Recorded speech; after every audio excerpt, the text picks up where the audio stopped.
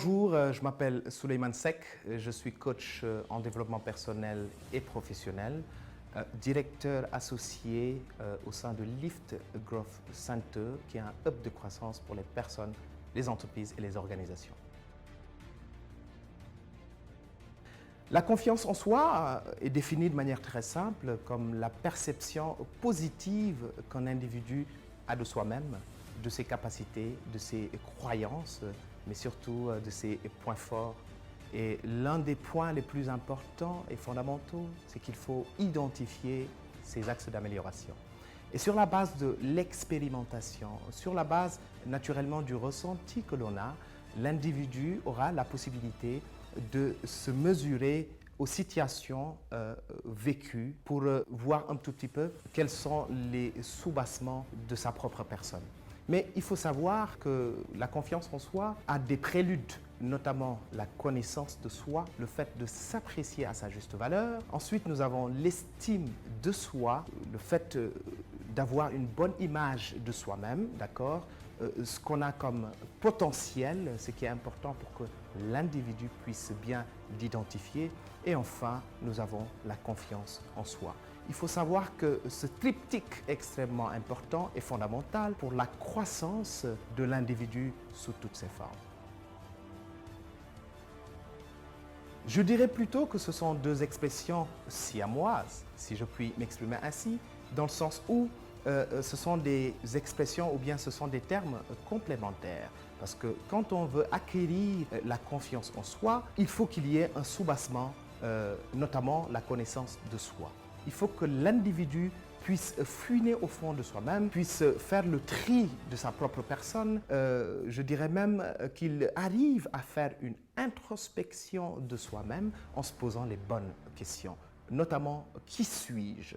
Qui est une question très connue de l'individu et qu'il se pose au quotidien. Mais le plus important, c'est comment se poser les bonnes questions. Le regard, malheureusement, externe venant de l'environnement novice peut déteindre sur notre confiance en soi. Maintenant, le fait de dire que l'estime de soi est un ressenti de l'individu en soi-même est extrêmement important dans le sens où c'est une continuité de la confiance en soi. Un enfant peut arriver jusqu'à un certain moment de sa vie qu'il manque de confiance, mais quand on doit l'accompagner pour voir un tout petit peu quelles sont les problématiques liées à ce manque de confiance, on se rend compte que depuis son enfance, il a eu à vivre ou à entendre des perceptions négatives venant de l'environnement. En conclusion, je pourrais dire que l'estime de soi est un soubassement fondamental de la confiance en soi. Travaillons sur notre propre image, sur notre propre perception de nous-mêmes et non pas se baser sur les avis, les préjugés du monde extérieur. Un enfant qui a tendance ou qui a l'habitude d'entendre que des mots positifs, revigorants, va grandir avec ça. Et une fois à l'école, il ne fera que consolider les acquis qu'il a eu à développer déjà dans le cocon familial. Et donc, l'enfant ne fait que le prolongement de ce qu'il a acquis, des valeurs qu'on lui a transmises au niveau de la maison. Et une fois à l'école, ce n'est qu'un processus d'instruction. Parce que la maison est considérée comme étant la base fondamentale et primordiale de l'éducation. Alors qu'une fois à l'école, il ne fait que consolider cela. Et donc, je lance un appel aux parents, aux mentors, aux formateurs, d'accompagner positivement l'enfant pour qu'il puisse éclore, identifier ses potentiels dès le bas âge, parce que c'est un processus justement. Et quand on parle de développement personnel, il faut savoir que c'est un processus de croissance individuelle et selon le rythme de l'individu. Apprenons à accompagner les plus jeunes pour qu'ils puissent asseoir une confiance durable. Je pense que nous avons une génération consciente et agissante, mais qui mérite effectivement un accompagnement, voire une introspection au quotidien. Je recommande vivement à notre génération Z à avoir le courage, mais surtout l'humilité, de la patience face à leurs projets et d'avoir effectivement l'humilité de reconnaître ses erreurs. J'ai tendance à penser que notre génération à laquelle j'appartiens est assez pressante ou est assez pressée, dans le sens où elle veut mettre en place des projets et avoir illico presto des résultats. On dit que la patience fait pousser les roses, mais il faut avoir simplement l'humilité de reconnaître ses limites afin d'y travailler pour aller de l'avant. Ma génération est également celle qui ose prendre des risques, mais qui peut être confrontée également aux échecs. Et j'ai envie de dire, par ailleurs, qu'un échec n'est rien d'autre qu'une forme d'introspection, une forme de second souffle pour mieux voir les contours, n'est-ce pas, de sa personne afin d'y remédier. Et ce sont, on va dire, c'est un processus extrêmement important et fondamental de l'individu. Avoir, encore une fois, l'humilité de reconnaître ses limites et de travailler sur ses axes d'amélioration. Il faut que l'on apprenne à tropicaliser nos réalités. Déjà, nous utilisons les travaux occidentaux qui ont été faits par les précurseurs du développement personnel et professionnel. J'ai envie même de convoquer Carl Jung, qui à l'époque a travaillé sur la psychothérapie, a travaillé sur le style de vie, a travaillé sur l'épanouissement de la personne.